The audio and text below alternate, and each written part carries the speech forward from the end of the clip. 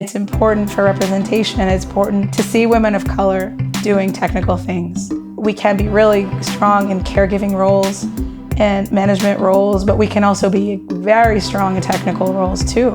So that's really important to see that, and I'm proud of it.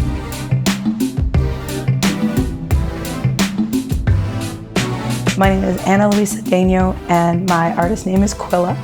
It's from the Quechua word Quilla, which means moon. I'm a songwriter, vocalist, keyboardist, music producer, educator. So right now we're in Greensboro, North Carolina. I've been here for close to 8 years. I'm originally from Montreal, Canada, born and raised. My mother's from Peru, my dad's French-Canadian, and my husband's from here, North Carolina. Some of the most vivid memories from my childhood was when my mom would have parties in our house and there's like a lot of dancing, like salsa music, all different kinds, and I made a point of it to start exploring it. You know, even if I'm not trained as a percussionist, in my body, does it make it move? Does it make me dance? Does it make me groove? And so that helps me integrate those rhythms into my music.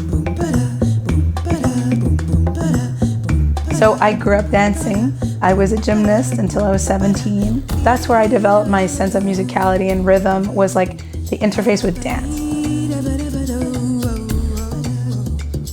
I finally found my friend Isha, my new friend, who is an amazing choreographer, and Isha choreographed my music video, Sagittarius, and I just love how it turned out.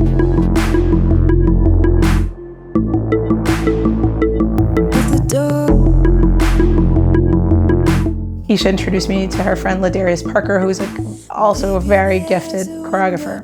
And he worked with me to choreograph a show I did recently at Elsewhere Museum. All of those things have led me to understand that slowly I need to integrate dance back into like my music performance. We've come this far and traveled to the stars. Sagittarius.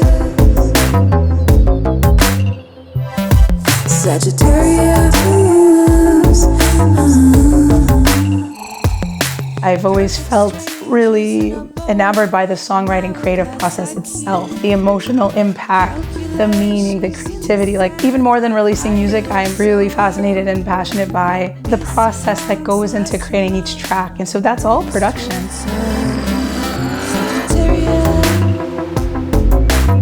I really wanted to do it myself, but I had a lot of internal fears and a lot of mental barriers. For my first album, Beautiful Hybrid, I did a little bit of production, but it was mostly me working with various different producers for each track. It was a tough process because I had a sound in my head that I wanted, but I was not able to achieve it technically. For my second album, I really did 100% of the production myself, because in between the two albums I was really learning.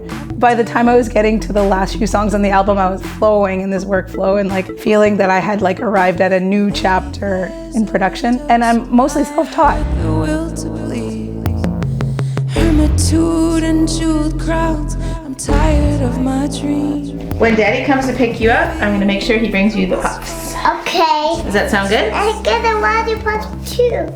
Yeah, you get lots of puffs. And lots of lollipops in the car. Oh, you want lollipops? Lollipops in the car. Also, being a mom is challenging time-wise. I only have much shorter bits of time now to devote to my craft. So I have to be very intentional. I used to be able to work at night after she would go to sleep. Like the first year of her life, I would work after she went to bed. Kind of like, work through the night. And then I stopped doing that because I couldn't do it anymore. Off we go to school. Being a mom and a music producer allows me to express my own emotional landscape, my own ideas, my own creativity, and not just be fully identified as a mom, which I love, love, love being a mom, but I also love being a creative person.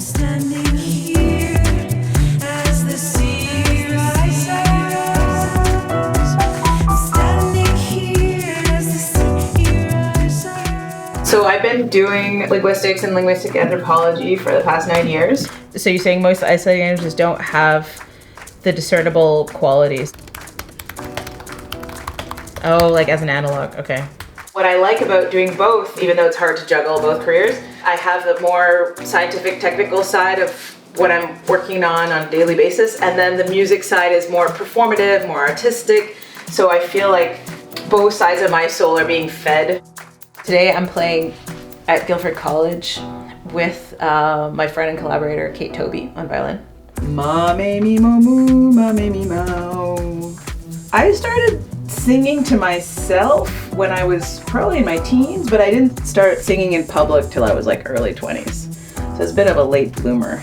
I always wanted to sing, but I was primarily a keyboardist. I was in an Afrobeat funk band in college, and that was really awesome. Occasionally, I had me do some of my own songs before the band would go on. So that was like the first time I would start singing in public. Okay, we got a set list. We've got the computer in case other things crash. You can always go computer. Notebook for random ideas. You can strike at any time. Bye, cow dog. See you later. One thing I could do to help my community was to play in a lot of benefit concerts. So over the last year, I definitely increased my presence that way. When people are fundraising for really great humanitarian efforts here in North Carolina to help immigrant families, to help refugee families too. You know, it's like, just call me, I'll be there, I'll play for you. We're here at the Shifting World Conference, and I've got my equipment here, piano, vocal looper, and DJ mixer for my beats. I'm also running the live sound for the event, and we've also got Kate on violin and vocal, so we're doing it all the time. What do you want to say? Don't forget to pick up girl from daycare. See eye to eye to eye. See eye to eye to eye. For a star, right above your head. I think for women as producers, we put a lot of pressure on ourselves to be perfect. And those tendencies need to be dismantled because it will stop you from taking the time to learn the software that you need to learn. I would have loved to have a woman mentor myself, and I didn't have one. That's okay. I was often the only woman in the room or the only woman in projects. So I took it upon myself in more recent years to really step up my collaboration with women in particular. I don't think it's anything out of your comfort zone at all to produce a beat that makes people want to dance. That's what I want. So are you cool with that? Are you cool? Okay, good. Calling all you out in the free. Come, you can sing by me. All right. I want to be that woman who supports other women who are starting on their production path. So this is just kind of like we're scratching the surface of what we can learn. Anna has helped me a lot with getting my recording stuff happening, and like here we are doing a cool workshop. It's so powerful to create a space where people can see other people who look like them, like creating music. It definitely has like empowered me knowing these lovely ladies. When I'm about to do a show, I go in front of a mirror. I try to take like 5 seconds and I say thank you to myself. When I do that, I ground myself.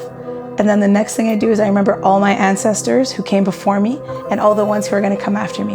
When I put myself in, like, I guess you could call it the cosmic mind space, it just helps bring me back to my body.